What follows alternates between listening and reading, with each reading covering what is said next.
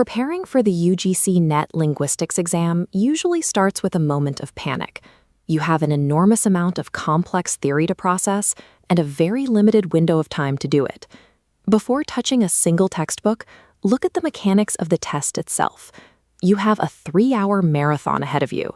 That's 50 questions for paper 1, 100 questions for paper 2, and crucially, 0 negative marking. Then you download the official syllabus PDF from the NTA website. You're immediately hit with a list of 87 different subjects and 20 dense units spanning everything from phonetics to computational linguistics. Scrolling through, you see the recent additions of highly specific peripheral subjects like Hindu studies, Indian knowledge systems, and forestry. The sheer volume of material is staggering. If you treat those 20 units like a chronological reading list, starting at page 1 and trying to memorize your way to the end, you are going to burn out long before exam day. That kind of approach is just blind studying. You also have to factor in the recent structural updates. The 2026 syllabus has been heavily realigned with the National Education Policy 2020. Look at the rise of assertion reasoning MCQs. These require you to do more than just recognize a term. You have to connect 2 distinct linguistic claims with a specific logical bridge. These questions are specifically designed to trap candidates who only know surface-level facts. By moving toward these application-based problems, the NTA has made simple definition recall a failing strategy. Because of this shift, using pre-2026 study guides is risky. Older materials treat the exam like a trivia test and fail to prepare you for the current cognitive demand.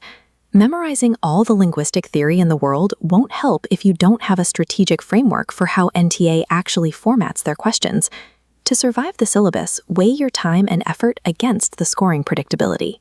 We use an ROI framework to map this out.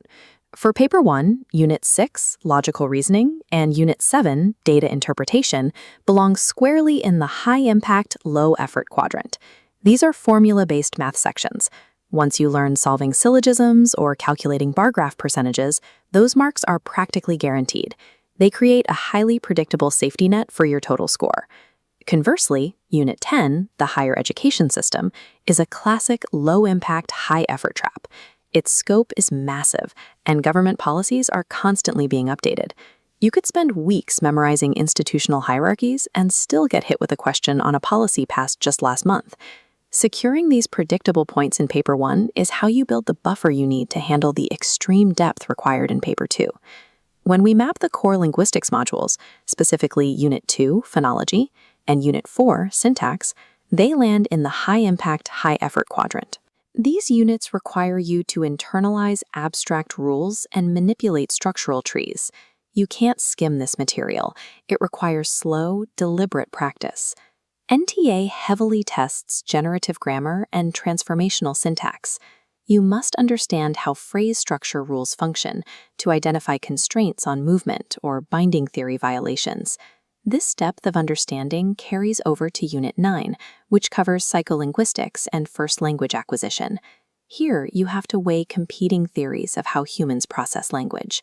You must be able to directly compare B.F. Skinner's behaviorist models of conditioning against later cognitive developmental frameworks, recognizing the specific limitations of each. The only reliable way to test your grip on these dense concepts is by drilling official NTA previous year questions.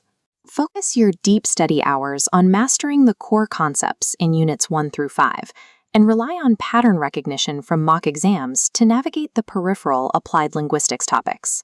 On exam day, theory meets the clock. Processing 150 questions in exactly 180 minutes means you will be severely time poor. If you spend 5 minutes puzzling over a single complex semantic entailment question, you are sacrificing time that could be spent answering 3 straightforward Paper 1 questions. Remember, both of these questions are worth exactly 2 marks, and since there is no negative marking, leaving a question blank is a major unforced error. You must leave time to at least make an educated guess on every single item. To build stamina, divide your routine. Dedicate 2 hours to Paper 1, 3 to the deep work of Paper 2, and 1 hour strictly to PYQs.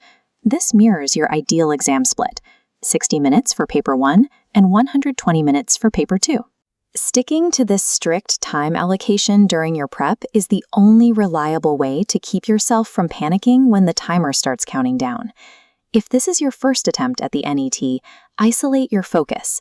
Lock down the math and logic formulas in Paper 1 first, and build a strong foundation in the definitions of Units 1 through 5 in Paper 2. If you're a repeater, put the heavy textbooks away.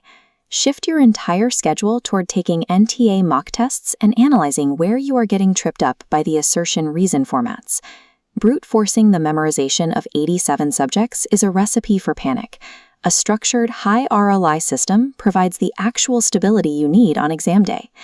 Thanks for watching NQuest Hub. Drop down into the comments and tell me your worst unit. And if this breakdown helped you rethink your prep, hit the like button and subscribe for more strategies.